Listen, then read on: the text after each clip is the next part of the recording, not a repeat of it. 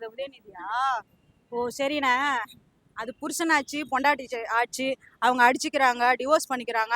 நாளைக்கே ஃபேமிலியா உட்காந்து குதூகலமா ஒண்ணா ஜாலியா வெளியே போவாங்க. மறுபடியும் ஹனிமூன் போவாரு, என்ன வேணாலும் பண்ணிட்டு போவாரு. உனக்கு என்ன தேவை? உன் குடும்பத்துல யாராவது இன்வால்வ் ஆறாங்களா? சார் வந்துட்டு அவர் அரசியல், நான் தான் சொல்றேன்ல, பேசிக் அவர் வந்து அரசியல் வந்ததுக்கு அப்புறம் நிறைய விஷயம், பொண்டாட்டி இழுக்கிறது, குடும்பத்தை இழுக்கிறது, திரிஷாவை இழுக்கிறது, நிறைய விஷயத்துல இழுத்து இழுத்து பண்றாங்க. ஏன் உங்களுக்கு எப்படி தெரியுது?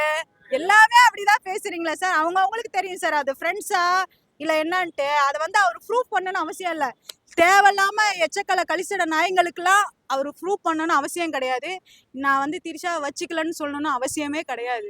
அவரு வேலை சிஎம் ஆயிட்டாரா? எந்த சிஎம் சாப்பாடு பாக்ஸை கட்டு போய் அங்க உட்காந்துட்டு வேலை பார்த்துட்டு கரெக்டா அந்த டைமுக்கு போயிட்டு டைமுக்கு வராரு? எவனாவது ஆட்சியில இருக்கும்போது பண்ணாங்களான்னு கேளுங்க. ஃபர்ஸ்ட் ஆபீஸ்ல உட்காந்து வேலை பார்த்துருப்பாங்களா? பண்ணல. ஸோ இவர் வந்தா ஏதோ ஒரு மாற்றம் வரன்ட்டு தமிழ்நாட்டு மக்கள் ஓட்டு போட்டு உட்கார வச்சிருக்காரு. ஸோ அதை நம்ம மிஸ் பண்ணிடக்கூடாது. விஜயா இருந்தாலும் சரி, இந்த 5 வருஷம் வந்துட்டாரு இல்லையா, இந்த 5 வருஷம் அவர் கரெக்டா பண்றாரா அப்படின்னு பார்த்துட்டு தான் அடுத்த 5 வருஷத்துக்கு அவரு விஜயாவே சிஎம் சீட்ல உட்கார வைக்கணும் வைக்கக்கூடாதுன்னு மக்களோட முடிவுல தான் இருக்கு. விஜயா இருந்தாலும் சரி, ஓகேங்களா, பண்ணாதான் கரெக்டா பண்ணுவாங்க, இல்லைன்னா இல்லை.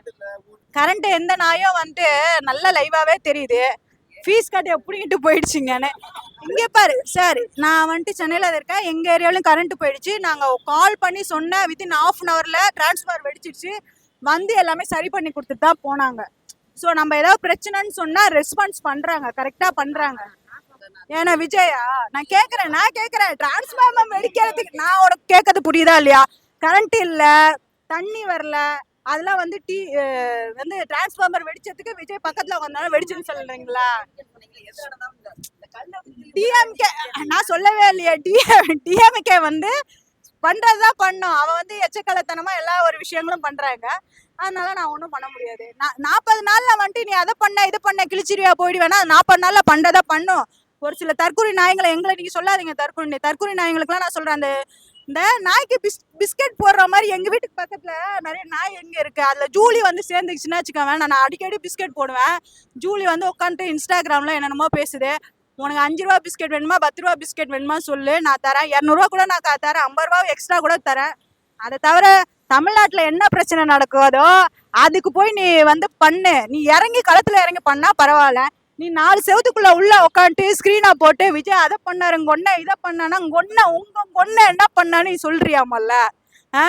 நான் தான் சொல்றேன் ப்ரோ, ஜூலி எங்க வீட்டுக்கு வர சொல்லுங்க. எங்க வீட்டுல நிறைய நாய் இருக்கு, நான் வேணா எக்ஸ்ட்ரா ஒரு நாய் பிஸ்கெட் வாங்கி தரேன், எக்ஸ்ட்ரா காசு கொடுத்துறேன். எல்லாரும் கேட்கலாம். விஜய் இருந்தாலும் நானும் தாவேக்கலா தான் இருக்கேன். விஜய் தப்பு பண்ணா நானும் கேட்போம் சார். விஜய் தொண்டர்கள் தப்பு பண்ணாலும் கேட்போம், எம்எல்ஏ தப்பு பண்ணாலும் கேட்போம், மக்களா நாங்க கேட்போம். அது விஜய் என்ன பண்ணல ஃபர்ஸ்ட் அதை சொல்லு. அபியூஸ் நடக்குதா? விஜய் அதுக்கான ஆக்ஷன் எடுக்கிறாங்க. என்ன நான் கேட்கறேன்னா, அபியூஸ் நடந்தாவே விஜய் காரணமா இல்ல ஸ்டாலின் தான் காரணமா? ஃபர்ஸ்ட் நான் சொல்றத அண்டர்ஸ்டாண்ட் பண்ணிக்கோங்க. ஸோ ஒரு குழந்தை ரோட்ல விளையாடுதுன்னா அதுக்கு வந்து தப்பு நடக்குது, அது கண்டிப்பா ஆக்ஷன் எடுப்பாங்க, ஓகேங்களா? அதுக்கு பேரண்ட்ஸும் பார்க்கணும், குழந்தை என்ன பண்ணுது ஏது பண்ணுன்னு. பெத்தவளே அங்க சரக்கு அடிச்சுட்டு குழந்தைய கவனிக்காம இருந்தா அந்த மாதிரி பிரச்சனை நடக்கும். சரி, நான் ஒன்னே கேட்கறேன். 75 வருஷமா நடந்துட்டு இருந்தாங்கல்ல, 75 வருஷம் ஆண்ட கட்சின்னு சொன்னாங்கல்ல, அப்ப எவ்வளோ பாலியல் வன்கொடுமை நடந்துச்சு? நான் வந்து கம்பேர் பண்ணல, அந்த கட்சி இந்த கட்சின்னு கம்பேர் பண்ணல. விஜய் வந்தா மாற்றம் வரும்னு சொல்றீங்கல்ல, அதுக்கான ஆக்ஷன் தான் எடுக்கிறாங்க. 40 நாள்ல தானே ஆகுது, டைம் கொடுக்கணும்ல, ஒன்னொன்னா தானே பண்ண முடியும்.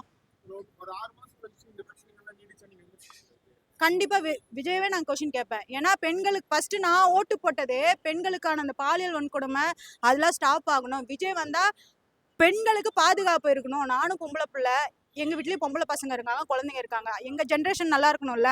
பாலியல் வன்கொடுமை நடந்துச்சுன்னா அதுக்கான ஆக்ஷன் எடுக்கல. விஜயா இருந்தாலும் நாங்க கொஸ்டின் கேட்போம். நாங்க சேஃப்டிக்கு தான் வந்து அபியூஸ் நடக்காத அளவுக்கு கரெக்டான பாதுகாப்பு கொடுக்கணும்ன்ற. அதுக்கு என்ன பண்ணணும்னா விஜய் என்ன பண்ணும், மறுபடியும் அதர் கண்ட்ரில வந்து நிறைய ஹெவியா பனிஷ்மெண்ட் கொடுக்குறாங்க. லைக் வந்து ஆணுறுப்பை கட் பண்ணிடுறாங்க, தலையை வெட்டிடுறாங்க, சுட்டுறாங்க, இந்த மாதிரி பாலியல் வன்கொடுமை. தமிழ்நாட்டுல மட்டும் ஏன் அதை பண்ண மாட்டீங்க?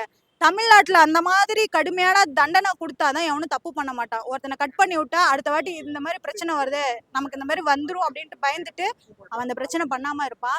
ஸோ அந்த மாதிரி சிவியரான தண்டனை தமிழ்நாட்டுக்கு வந்தா இந்த மாதிரி குற்றங்கள் குறையும் ப்ரோ. அது தப்பு தான். நான் என்ன சொன்னேன்னா, விஜயா இருந்தாலுமே அவர் இப்ப ஆட்சி நடத்துறாருயா, அதற்கண்ணில கடுமையா தண்டனை குடுக்குறாங்களா, அது மாரி தமிழ்நாட்டுல குடுங்கன்னு தான் நான் சொல்றேன். நீ போயிட்டு அவன ஜெயில்ல போட்டு 10 வருஷம் கழிச்சு வெளிய வர்றதுக்கோ, ஏதோ உள்ள போய் சேஃபா வந்து நீங்க பாதுகாத்து சாப்பாடு போட்டு 3 வேளையும் நல்லா ஜம்முன்னு பெட்ல படுத்துட்டு வந்துட்டு, அடுத்த வாட்டி அதே தப்பு தான் பண்ணுவான். நான் என்ன சொன்னேன், அத கட் பண்ணி விட்டுருங்க. இல்லன்னா கழுத்த வெட்டிடுங்க. இல்லன்னா சுட்டுடுங்க. ஸ்பாட்லயே மக்கள் முன்னாடி அந்த மாரி ஹெவியான பனிஷ்மென்ட் குடுக்கணும்ன்றேன். நல்ல தொடர்பு, சித்தி உங்களுக்கு தெரியும். பர்சனலா இதுல இன்வால்வ் பண்ணாதீங்க. அரசியல் வேற, அவரோட பர்சனல் வேற. அதையும் ஏன் ஒண்ணா சேர்க்கிறீங்க? அப்ப ஒவ்வொருத்தன் வீட்டு கதவை திறந்தாச்சுக்கு 1008 கள்ள தொடர்பு அப்படியே லைவா நாங்க போட்டு காட்டுவோம். அந்த மாதிரி வந்துரும். பர்சனல்லையும் அரசியலையும் ஒண்ணா கம்பேர் பண்ணாதீங்க. மக்களுக்கு என்ன பண்றாரோ அதுதான். அப்படின்னு பார்த்தா சீமான சொல்ல முடியுமா? சொல்லுங்க. உதயநிதி ஸ்டாலின்ல சொல்ல முடியுமா? இப்போ யார் வந்து விஜய் திரிசாவும் கள்ள தொடர்பு சொன்னாங்களோ அவங்களுக்கு தான் நான் எக்ஸாம்பிள் சொல்றேன். சீமானனாலும் அது அவரோட பர்சனல். உதயநிதி ஸ்டாலின் போஸ்ட் போட்டது பத்தியா, அத அந்த 12 மணிக்கு போஸ்ட் போட்டார்ல, அத வந்து நாங்க வந்து அவர் கூட அவங்க அந்த அம்மா கூட கள்ள தொடர்புன்னு சொல்ல முடியுமா? அதுல அவங்கவுங்க பர்சனலையும் அரசியலும் ஒன்னா கம்பேர் பண்ணாதீங்கன்னு தான் நான் சொல்றேன்.